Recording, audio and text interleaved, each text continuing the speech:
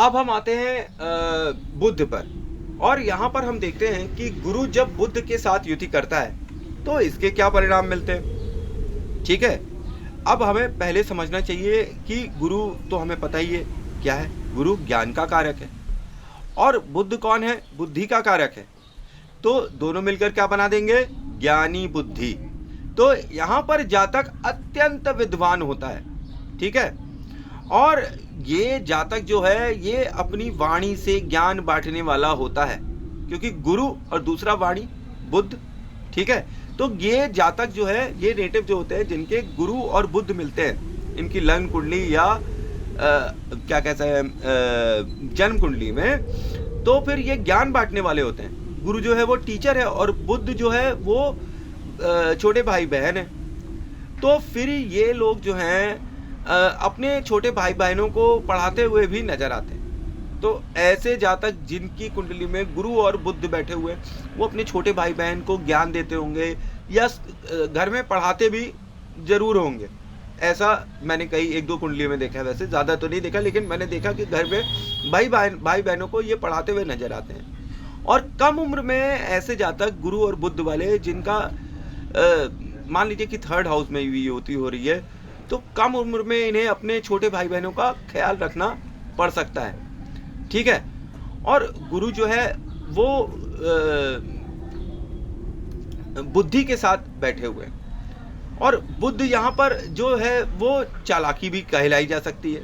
ठीक है, क्योंकि बुद्ध हमें याद रखना चाहिए ये कौन है, ये बुद्ध राजकुमार हैं और ये मचल जाते हैं। ये जिस चीज के पीछे पड़ जाएं ये उस चीज को पाकर रहते हैं। तो इनकी बुद्धि जो होती है, गुरु की बुद्धि, ये चालाकी में इस्तेमाल हो जाती है। तो ये चालाक बुद्धि वाले होते हैं, चपल होते हैं, तेज तर्रार होते हैं।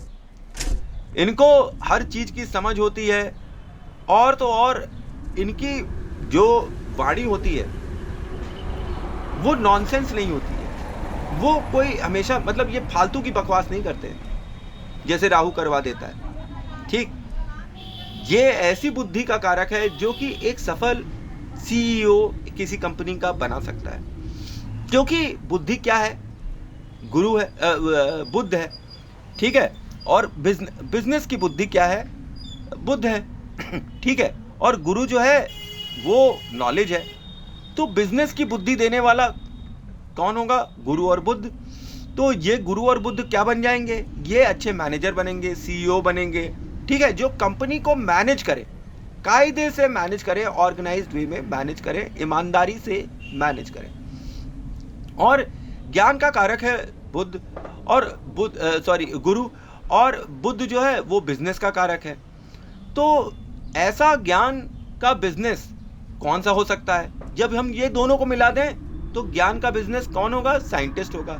तो ऐसे जातक जिनका गुरु और बुद्ध मिल रहा हो वो एक अच्छे साइंटिस्ट भी हो सकते हैं। क्योंकि साइंटिस्ट क्या होते हैं, हिट एंड ट्रायल करते रहते हैं। ठीक, कि एक बार करा, फिर दूसरी बार किया, तीसरी बार किया, अध्ययन करते रहते हैं जब तक कि वो सफल नहीं हो जाते हैं। तो यहाँ पर गुरु और बुद्ध मिलके आपको एक अच्छा साइंटिस्ट भी बना सकते हैं। आपको बिजनेस में ये अच्छा मान सम्मान तो देते ही हैं और पैसा कौड़ी तो देते ही हैं, प्लस टीचिंग लाइन में भी आपको अच्छा कर देते हैं। तो टीचिंग एज अ प्रोफेशन भी आप गुरु बुद्ध की युति में देख सकते हैं कि आप ऐसा ज्ञान बांटते हैं जिसका आप बिजनेस करते हैं। मतलब अब आपने कोचिंग खोल ली है, आप ट्यूशन पढ़ा रहे हैं, आप किसी न किसी रूप से स्कूल से रिलेट हो रहे हैं, और वो भी वॉइस से हो रहे हैं, ज्ञान से रिलेटेड हो रहे हैं। तो यहाँ पर आप टीचिंग, ट्यूशन, ठीक है, या कोचिंग सेंटर, ये सब खोल सकते हैं। इसमें आपको अच्छा फल मिलेगा। और गुरु का जो है मतलब होता है ज्ञान, और बुद्ध जो है वो वाणी है। और वाणी द्वारा यहाँ पर धन अर्जन दिखाई पड़ता है कब, जब गुरु और बुद्ध की युति होती है। ठीक है, अब हम आते हैं शुक्र पर। अब शुक्र और गुरु की युति हो तो क्या होगा। ये एक जबरदस्त कॉम्बिनेशन है और बहुत ही इंटरेस्टिंग कॉम्बिनेशन है, और इसमें डिफरेंट काइंड ऑफ रिजल्ट्स देते हैं। क्योंकि भाई साहब एक बात आप समझो, एक तरफ देवताओं के गुरु बृहस्पति हैं और दूसरी तरफ दैत्यों के गुरु शुक्राचार्य हैं, तो क्या रिजल्ट होंगे आप बताइए। इतनी कुंडली मैंने आप लोगों के सामने एनालिसिस करी है और मैं बार बार ये देखता हूँ शुक्र और गुरु की युति होती है, बड़े ही इंटरेस्टिंग रिजल्ट्स निकलते हैं इनके साथ। अच्छा, एक मैं आपको अभी रिसेंट वो रिसर्च बताऊं कि मैंने रिसर्च में देखा कि शुक्र और गुरु की जब युति होती है तो एक ये प्रॉब्लम होती है कि जो शुक्र होता है ना वो स्किन होती है, तो स्किन को हार्म पहुंचने लगता है। मतलब ऐसी बीमारियां होने लगती हैं जो कि जातक को तो होती हैं प्लस उसके फैमिली मेंबर्स को भी होने लगती हैं जब शुक्र और गुरु की युति होती है। और ये मैं आपको बताऊं क्यों होती है। ये होती है क्योंकि यहाँ पर गुरु बहुत पावरफुल होता है, इसलिए वो शुक्र की ऐसी की तैसी करने लगता है। मतलब वो बीमारियों को न्योता देने लगता है और खुदा ना खास्ता यहाँ पे राहु ऐड हो जाए तो फिर तो घर के अंदर केवल बीमारियां दिखाई पड़ने लगती हैं जब शुक्र और गुरु की युति हो। तो अब आगे चलते हैं कि ये असुर और देवता फिर से साथ में आ गए हैं। मुझे लगता है कि जैसे समुद्र मंथन फिर स्टार्ट हो जाएगा, शुक्र एक साइड है और गुरु एक साइड है। अच्छा, शुक्र यहाँ पर जो है गुरु को हराने के लिए जब गुरु और शुक्र की युति होती है प्लेंटी ऑफ मनी देते हैं, खूब पैसा भर देते हैं। अगर शुक्र ज़्यादा स्ट्रांग होता है ना गुरु से, तब फिर ये ज़बरदस्त शुक्र वाली ताकतें भर देता है। जैसे फॉर एग्जाम्पल अगर मैं आपको बोलूं कि 9th हाउस में शुक्र बैठा हुआ, अब 9th हाउस किसका है? 9th हाउस तो गुरु का है। अब यहाँ पर शुक्र बैठा है तो भाई साहब आपको मैं बताऊं यहाँ पर भर भर के पैसा मिलने वाला है। भले ही यहाँ शुक्र बैठे हुए हैं और इसके नेगेटिव इफेक्ट्स भी हो सकते हैं और होते भी होंगे और हैं भी, लेकिन जो अभी मैं बता रहा हूँ कि यहाँ पर जब शुक्र बैठेगा आपको ढेर सारा पैसा देगा। ये अधर्म और धर्म का मिलन है। मतलब गुरु धर्म है और शुक्र क्या है? अधर्म है। सोचने के तरीके से ऐसी बात नहीं है। मुझे तो शुक्र पसंद है इसलिए क्योंकि शुक्र पैसा देते हैं और कलयुग के देवता वही हैं, मतलब गुरु वही है। और ये यहाँ पर जब शुक्र आ जाते हैं ना गुरु के साथ, तो ये मैरिज आउटसाइड कम्युनिटी देने लगते हैं। शुक्र जो है वो भी तो गुरु ही है और दैत्यों के गुरु है और गुरु देवताओं के गुरु हैं। अब जब ये दोनों गुरु हो जाते हैं एक साथ, एक सीधे, एक तीर घाट एक मीर घाट एक साथ हो जाते हैं, तो फिर ये दूसरे कल्चर और अपने से दूसरे कल्चर के लोगों में, उनकी पढ़ाइयों में इंटरेस्ट लेने लगते हैं। ये लोग एंथ्रोपोलॉजी और कल्चरल इवैल्यूएशन, कल्चरल अध्ययन, अदर कल्चर्स का अध्ययन, हिस्ट्री, ज्योग्राफी, इन सब चीज़ों में रिसर्च वर्क करना, ठीक है, ये सब स्टार्ट कर देते हैं। कई बार ये लोग एज अ साइंटिस्ट भी सेलेक्ट हो जाते हैं। और जब गुरु और शुक्र की युति होती है तो आपको स्कूल के प्रोफेशन से भी यहाँ पर अच्छा फ़ायदा हो सकता है। अगर आप स्कूल खोलने वाले हो तो भी आपको यहाँ पर अच्छे फल मिलेंगे। और यहाँ पर मैं आपको बताऊँ कि गुरु और शुक्र की युति जो है आपका लव अफेयर कराएगी दूसरी कम्युनिटीज़ में, ठीक है। दूसरे कम्युनिटी के बंदे होंगे, उनके साथ आपका लव अफेयर हो जाएगा जो आपकी कम्युनिटी के नहीं हैं। तो इससे घर में भी दिक्कतें आएंगी, लड़ाई झगड़ा होगा, जो भी होगा, और यही प्यार मोहब्बत की वजह से होगा। और यहाँ पर आपको मैं बताऊँ कि चाहे दूसरा कल्चर भले ही हो, आपको प्रॉफिट होगा अदर कल्चर से। अदर कल्चर वाले आपको प्रॉफिट दे देंगे, दूसरे कल्चर के जातक जो होंगे वो आपको प्रॉफिट देंगे। और प्रेजेंस ऑफ गुरु यहाँ पर जो है ये कई बार जो है चाइल्ड बर्थ के लिए बैड न्यूज़ दे देते हैं कि चाइल्ड बर्थ में ये बड़ी प्रॉब्लम देने लगते हैं। और ये bad news for marital life भी होते हैं, क्योंकि शुक्र केवल पैसे नहीं देता भाई साहब। शुक्र गुरु से बदला लेने के लिए अपनी पूरी जान लगा देता है, एक्स्ट्रा मैरिटल अफेयर्स भी दे देता है ताकि गुरु को नीचा देखना पड़े, ठीक है। और ये तभी होगा जब शुक्र ज़्यादा पावरफुल होगा, किससे? गुरु से, ठीक है। और ये यहाँ पर आपको एक एक्सट्रीम तरीके का आर्टिस्ट भी बना देता है। क्यों बना देता है? गुरु तो बुद्धि है और शुक्र जो है आर्टिस्टिक औरत है, सुंदर औरत है। तो ये आपको बहुत ही आर्टिस्टिक बनाता है, जिसकी वजह से आप काफ़ी फेमस भी हो सकते हैं। नाचना, गाना, ठीक है, ये सब पोइट्री करना, ये सब चीज़ें गुरु और शुक्र के उसमें नेचुरली आने लगती हैं। और यहाँ पर अगर चंद्रमा की प्रेजेंस हो तो ये चीज़ इंसान को इंटरनेशनल लेवल की फेम तक दिला सकती है। कब? जब गुरु, शुक्र और चंद्रमा की युति हो रही हो। मान लीजिए फॉर एग्जाम्पल कि फर्स्ट हाउस में गुरु, चंद्रमा और शुक्र बैठे हुए, तो फिर क्या होगा? तब जातक अपनी कलाओं की वजह से इंटरनेशनल लेवल की फेम को प्राप्त करेगा। अब यही कंजंक्शन गुरु, चंद्रमा और शुक्र जब बैठा होगा 7th हाउस में, तो भाई साहब आपका जो लाइफ पार्टनर होगा उसको मिलेगी इंटरनेशनल लेवल की फेम। ठीक है, तो हर हाउस में ये अलग अलग तरीके की दे देता है कि इंटरनेशनल लेवल की फेम देगा चंद्रमा के साथ होने पर। ओके, अकेला गुरु नहीं देगा, चंद्रमा का प्रेजेंस होना जरूरी है। अच्छा, ये जो है अच्छी न्यूज़ है पैसे के लिए। अब कई लोग कहेंगे कि नहीं साहब देखिए मेरे तो गुरु और शुक्र साथ में, पर मेरे को तो पैसे नहीं मिलते। पैसे इसलिए नहीं मिलते हैं साहब क्योंकि आप अपने क्लोथ्स डोनेट कर रहे होंगे। इस कंजंक्शन में आपको अपने क्लोथ्स बिल्कुल नहीं डोनेट करने, क्योंकि शुक्र की हानि हो रही है। आपके हस्बैंड की, आपकी वाइफ की, आपके पैसों की हानि कर रहे हैं गुरु साथ में बैठकर। आपको ज्यादा आध्यात्म की तरफ भेज देंगे, पैसे कौड़ी के चक्कर में आप भूल जाएंगे। और फिर आप जब पैसे कौड़ी चक्कर भूल जाएंगे, धर्म कर्म करने लगेंगे, तो फिर आप पैसे के लिए क्यों रो रहे हो? आप अपने क्लोथ्स डोनेट कर रहे हो ये सोच के कि आपको बहुत पुण्य प्रताप मिल रहा है, गुरु का आशीर्वाद मिल रहा है, आपको पैसा थोड़ी मिल रहा है, ज्ञान मिल रहा है। ज्ञान लीजिए, निकलिए आगे। लेकिन अगर आपको पैसा चाहिए, अगर गुरु और शुक्र बैठे हुए हैं साथ में, तो अपने क्लोथ्स कभी डोनेट नहीं करिएगा। देखिए कि क्या प्रभाव चल रहा है। अगर आपकी मैरिड लाइफ खराब चल रही है तो आपको डायमंड पहन लेना चाहिए, पुखराज उतार देना चाहिए। गुरु शुक्र की युति हो, मेरे हिसाब से आपको एनालिसिस कर कर दिखवा लेना चाहिए, पर गुरु शुक्र की युति में पुखराज मत पहनिए, डायमंड पहनिए। मैं कहूँगा आप शुक्र को मजबूत कर दीजिए अपनी कुंडली में। जब पैसा आएगा तो धर्म अपने आप ही आप कर लोगे। बिना अर्थ के धर्म कैसे करोगे? भंडारे कैसे कराओगे जगराते भाई, अगर पैसा ही नहीं होगा? तो यहाँ कलयुग में गुरु की महिमा जो है वो शुक्र के द्वारा ही होगी। तो ये भी मैं आपको बताऊं कि जब गुरु और शुक्र की युति हो तो घर के अंदर मूर्ति स्थापना मत करिएगा। दूसरी बात, पूजा पाठ ज़्यादा करने की कोशिश ना करिएगा, नहीं मैरिटल लाइफ खराब हो जाएगी। ठीक है, और ये भी मैं आपको बताऊं कि ये जो कॉन्जंक्शन होता है गुरु और शुक्र का, ये अपने काउंटर पार्ट्स के हाउसेस में उल्टे रिजल्ट देता है। फॉर एग्जाम्पल 7th हाउस में ये जो है गुरु और शुक्र चाइल्ड डिले दे सकता है, और 9th हाउस में ये जो है आपके फॉरेन कल्चर में मैरिज करवा सकता है, यही कंजंक्शन।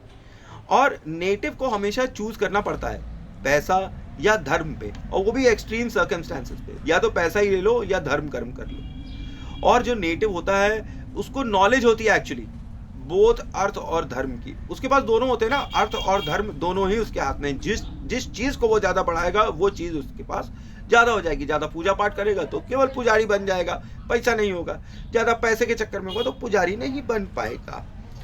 और यहाँ पर मैं आपको बताऊं कि donating a portion of your earnings, मतलब जो भी आप अर्निंग कर रहे हैं ना शुक्र की वजह से यहाँ पे जब भी, तो उसका थोड़ा सा पोर्शन आप टेम्पल में डोनेट कर दीजिए।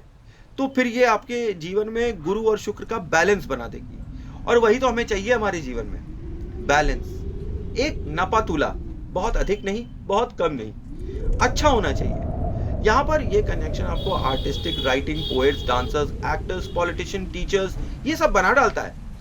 और अर्निंग्स फ्रॉम आर्टिस्टिक स्किल्स भी आपको दे देता है। मतलब आप अपनी जो हॉबी है, जो आपकी स्किल्स है, उसकी वजह से आप पैसा भी कमा सकते हैं। हाउएवर ये जिस घर के साथ ये जिस घर में ये बैठेगा ना, उससे भी ये इन्फ्लुएंस होगा, या जिस किसी और कंजंक्शन कर लेगा किसी प्लैनेट के साथ, तो फिर ये उसके हिसाब से भी परिणाम देता रहेगा। अगर आप समझिए कि ये 7th हाउस में है फॉर एग्जाम्पल, तो चांसेस है कि आपकी लव मैरिज हो सकती है, और आपकी जो वाइफ है वो राइटर और पोएट हो सकती है। समझ रहे हैं? 7th हाउस में जब ये कंजंक्शन हो रहा है, एक तरफ लव मैरिज करा रहा है शुक्र, और दूसरी तरफ राइटर, पोएट, गायक बना दे रहा है, ये दोनों का दोनों कंजंक्शन। ठीक है, अब हम आते हैं प्लैनेट शनि पे। अब क्या होता है जब शनि और गुरु की युति होती है? तो इसको डिस्कस करने के पहले हमें सोचना चाहिए कि शनि जो है किन किन घरों के स्वामी है। शनि जो है वो कर्म है, और कर्म के बाद जो मिलने वाला भाग्य है उसके मालिक हैं। मतलब 10वें घर के और 11वें घर के। और गुरु जो है वो 9th हाउस के मालिक हैं और 12th हाउस के मालिक हैं, मतलब धन और उसके बाद जो भोग करने में खर्च हो रहा है उसके मालिक हैं। तो यहाँ पर एक कर्म का मालिक है और दूसरा किसका, भाग्य का मालिक है। तो भाग्य और कर्म जब मिलेंगे तो भाग्य मिलेगा कर्म करने से।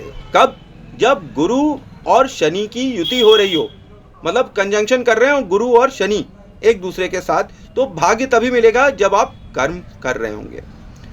और जो फल का खर्च होता है, मतलब गुरु का जो हाउस 12th होता है, वो आप किस तरीके से जो फल मिल रहा है उसको खर्च कर रहे हैं वो दिखाता है। अब सपोज करिए 12th हाउस में बुध आ गया है, तो ये नीच का बुध हो जाएगा, फिर यहाँ पे बुरे परिणाम देगा बुध 12th हाउस में। राहु यहाँ पर नीच का परिणाम देगा, भले ही इसका अपना घर है। केतु यहाँ पर उच्च का हो जाता है, क्योंकि ये गुरु का घर है ना, तो गुरु के घर में केतु हमेशा उच्च का हो जाता है। 9th हाउस में भी केतु उच्च का है, याद रखिएगा। केतु यहाँ पे बुरे परिणाम नहीं देगा गुरु की वजह से, अनलेस एंड अनटिल गुरु पीड़ित हैं आपकी कुंडली में। तो यहाँ गुरु जब स्वयं पहुंचते हैं तो ये उच्च के हो जाते हैं, और शुक्र भी यहाँ पर उच्च के हो जाते हैं, एग्जॉल्टेड हो जाते हैं। ठीक है, ऐसे यहाँ पर कोई भी ग्रह आए तो उसके बाजा बज जाता है, जैसे कि मैंने अभी आपको बताया ही। लेकिन गुरु और शुक्र यहाँ पर उच्च के हो जाते हैं, केतु भी यहाँ पर उच्च के हो जाते हैं। और भाग्य क्या है, गुरु बृहस्पति, और कर्म शनि है, ये हमेशा हमें याद रखना चाहिए। तो it's like 11th and 12th house. ठीक है, 11th हो गया शनि और 12th हाउस हो गया गुरु। 11th और 12th हाउस मिलकर कॉम्बिनेशन में हमें फल दे रहे हैं। अब 12th house, 11th house, 10th house, 9th house, ये 4 हाउस तो ऐसे ऐसे इन्वॉल्व हो गए।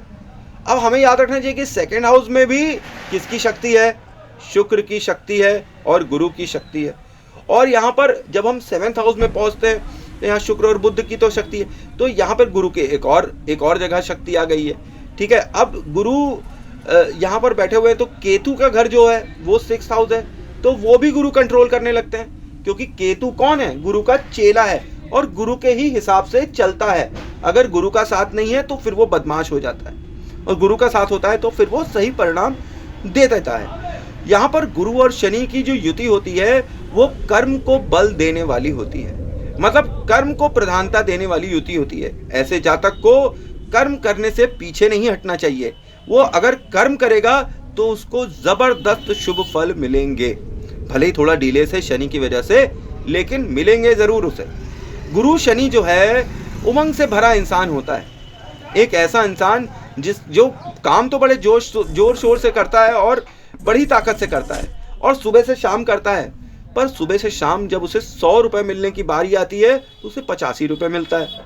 ठीक है, और जब 50 रुपये मिलता है, उस 50 रुपये से भी वो एक टाइम का अपना खाना खा रहा होता है, तब से बगल में भिखारी आ जाता है और कहता है अल्लाह के नाम पे दे दे, बाबा के नाम पे दे दे, भगवान के नाम पे दे दे, जीसस के नाम पे दे दे, हैं। और वो आदमी अपनी वो आधी रोटी जो खा रहा होता है वो भी उसको दे देता है। ऐसे अजीब तरीके के परिणाम यहाँ गुरु और शनि देते हैं। क्यों ऐसा होता है? ऐसा इसलिए होता है क्योंकि शनि जो है वो तो गरीबों का मसीहा है, देवता है, बहुत ही दयालु है गरीबों के लिए, और गुरु तो स्वभाव से ही दयालु है। तो ये अत्यंत दयालु योग बना डालता है गुरु और शनि। ये एक ऐसे फकीर होते हैं ये जिनके पास या तो एकदम कंगाल होते हैं, इनके पास खाने के लिए भी कुछ नहीं होता, एकदम खाली होते हैं, या तो फिर ये ऐसे फकीर होते हैं जिनके पास सोने चांदी हीरे जवाहरातों की भरमार होती है। इनकी झोली में क्या है किसी को कुछ पता नहीं चलता है। ठीक है, और आप प्रिडिक्ट नहीं कर सकते हैं कि ऐसा जातक राजा है कि रंक है। एनजीओ से काम करने के लिए ये योग बहुत अच्छा है, क्योंकि अत्यंत दयालु है ना। तो जब अत्यंत दयालु किसी एनजीओ के साथ किसी समाज में किसी का भला करने के लिए उतरेगा तो फिर ये बहुत ही शुभ फलदायी होगा। अब यहाँ पर हमें ये भी देखना चाहिए कि गुरु जो है वो 12वें घर का स्वामी है। ठीक है, उसमें उसकी एनर्जी है। और 12th हाउस है क्या? 12th हाउस आपकी एनजीओ है, पॉलिटिकल पार्टी है। ठीक है, और शनि जो है वो क्या है? शनि जो है वो सेहत है, और गुरु क्या है? धन है। तो धन जो है और सेहत अच्छी होगी तो धन मिलेगा, धन अच्छा होगा तो सेहत मिलेगी, सेहत और धन दोनों ऑप्टिमम होगा तो जीवन अच्छा चलेगा। और शनि अगर मान लीजिए इस युति में ज़रा सा भी कमज़ोर हो जाते हैं कि इनकी कुछ कमजोरी हो गई है या मैलिफिक इफेक्ट में आ गए, शनि के घर आ गए, शनि हो गया किसी भी तरीके से बुरा प्रभाव में आ गया और गुरु शनि की युति हो रही है, तो आप मानकर चलिए कि किसी अंग में शक्ति खत्म हो जाएगी। शरीर के किसी अंग में शक्ति खत्म हो जाएगी ऐसी युति होने पर। और भाग्य जो है वो गुरु है और शनि जो है वो संतोष है। ऐसा जातक अगर अपने भाग्य से संतोष कर ले तो उसे जीवन में कभी भी धन की कभी कमी नहीं होगी। अच्छा, ये जातक जो है, क्योंकि गुरु तो इगोस्टिक है, ठीक है, अपने ज्ञान पे उसको बहुत घमंड है, और शनि किसी की मदद नहीं लेता, वो कर्म का देवता है, तो ये जातक को अत्यंत स्वाभिमानी बना देती है। ये अत्यंत स्वाभिमानी योग भी कहलाता है। और ऐसा जातक जो कि अत्यंत स्वाभिमानी है, ईर्ष्या से दूर रहता है, तो इसका भाग्य दिन दूनी रात चौगनी बढ़ता ही रहता है। अच्छा, मान लीजिए कि गुरु और शनि की युति हो रही है और कोई थर्ड प्लैनेट कंजंक्शन में आ जाए इसके, तो उसी प्लैनेट की तरह ये युति फल देने लगेगी। समझ रहे? और यहाँ पर मैं आपको बता दूं कि कई बार गुरु जब प्रभावी हो जाता है तो आदमी यहाँ पर मुफ्त की खाने की सोचने लगता है कि हराम का मिल जाए और मैं खा लूं।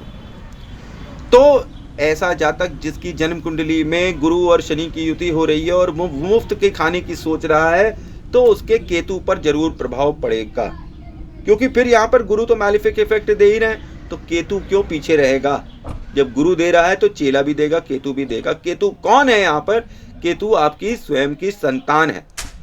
तो जिसकी भी कुंडली में गुरु और शनि की युति हो रही है उससे पूछना चाहिए कि आपके बच्चे की सेहत कैसी चल रही है।